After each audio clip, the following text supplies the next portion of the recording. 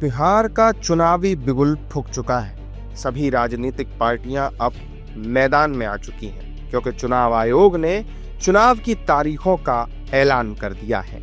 सोमवार 6 अक्टूबर से ठीक 1 महीने बाद चुनाव का पहला चरण होना है। ये 1 महीना आने वाली 5 साल की सत्ता तय करेगा।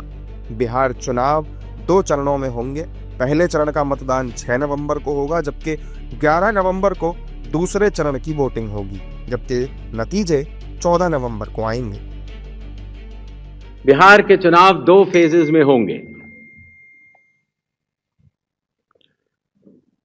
पहले फेज के डेट गैजेट नोटिफिकेशन 10 तारीख को आएगा, दूसरे का 13 को।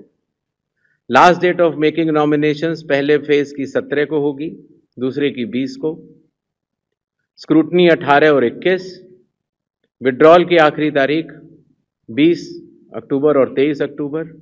और date of poll 6 November Thursday और दूसरा 11 नवंबर ट्यूसडे। काउंटिंग 14 नवंबर को होगी और पूरी चुनावी प्रक्रिया 16 नवंबर तक समाप्त कर ली जाएगी। बिहार के आम चुनावों के साथ साथ 8 बाई इलेक्शंस भी होंगे। जम्मू कश्मीर के 2, बडगांव और नगरोटा, राजस्थान के अंता, झारखंड की घाटशिला, तेलंगाना जुबली हिल्स, पंजाब में तरन तारण, मिजोरम में दंपा, ओडिशा में नौपादा।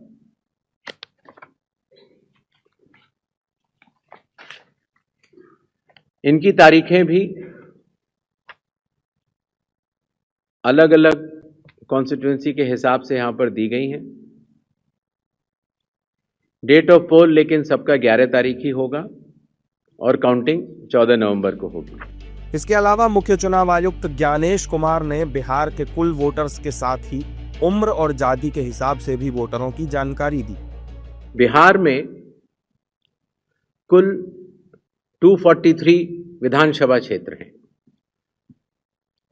इसमें अनुसूचित जाति के लिए 38 और अनुसूचित जनजाति के लिए 2 रिजर्व्ड हैं।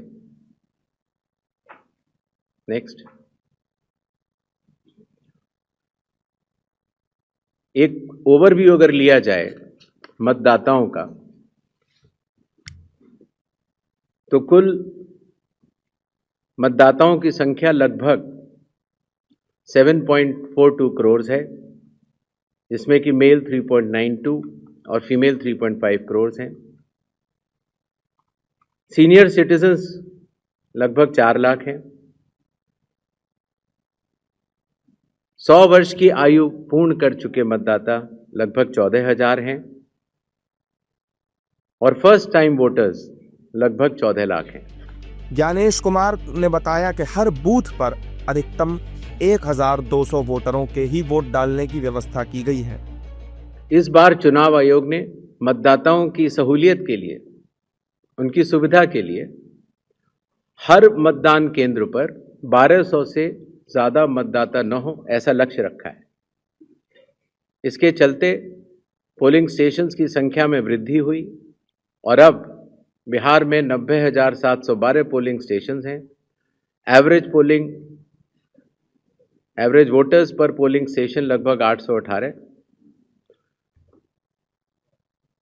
वुमेन मैनेज्ड 1044 और मॉडल पुलिस स्टेशन लगभग 1350। हर पोलिंग स्टेशन पर वेबकास्टिंग की व्यवस्था होगी, जिससे चुनावी प्रक्रिया के ऊपर वरिष्ठ अधिकारियों का पूरा निगरानी किया जा सके। चुनाव आयोग ने भरोसा दिया है कि बिहार में चुनाव कैसे सबसे अच्छे और बेहतर होंगे और कैसे वहां कानून व्यवस्था बेहतर होगी। न केवल पूरी चुनावी मशीनरी तत्परता के साथ मतदाताओं के साथ खड़ी रहेगी, न केवल लॉ एंड ऑर्डर की व्यवस्था पर पूर्ण निगरानी रखी जाएगी, बल्कि शांतिपूर्ण ढंग से, पूर्ण पारदर्शी तरीके से बिहार के होने वाले चुनाव शायद सबसे अच्छे चुनावों के रूप में परिलक्षित होंगे, ऐसी चुनाव आयोग की मंशा है। इसके लिए चुनाव आयोग सभी राजनीतिक दलों का, सभी मतदाताओं का और सभी मीडिया कर्मियों का भी सहयोग अपेक्षित करता है। 20 साल से नीतीश कुमार बिहार के सीएम हैं और अब बिहार चुनाव को केवल 1 महीना ही बाकी है।